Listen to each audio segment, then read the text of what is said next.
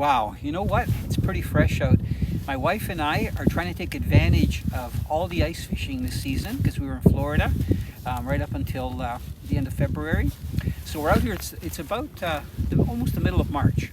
And the ice fishing season is closed for walleye, but we're fishing for panfish, and we're having a great time catching perch. They're not monster perch. Some of them are over a pound, but they're beautiful eating size, like 10, 11 inches. And one thing that I've noticed is that there's like nobody out on the ice. So we have all the waters to ourselves. And it's probably because it's getting a little bit later in the season, and we're getting warm weather during the day and cold weather at night. And to get to some of our favorite spots, which is in about 20 feet of water out from some weeds, we're using an ATV and pulling 2 portable shacks.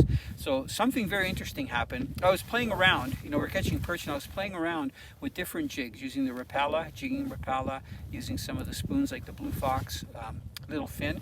And then I put on this tiny lure that I'm going to show you here in a minute. I can just get it still attached to my rod. This is the lure here, and it's very tiny.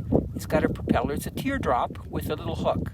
And I've been tipping it with just a little small section of a minnow, about a ½ an inch in size. I don't know if you can see that. It's very tiny. But look at the surprise that I got here. I'm going to hold this fish up. So we're using 4-pound test. And look at what hit that little jig. A lot of times people think that you got to use a big lure to get a decent fish. This pike, by the way, is going to go home with us because I love eating pike, especially when they come out of cold water. So using that little jig, that guy was hooked just in the lip. I was very fortunate because I was using 4-pound test, and I decided to go with monofilament line. You can see this line is a red color. And I had to really work it because, pike will fight horizontally.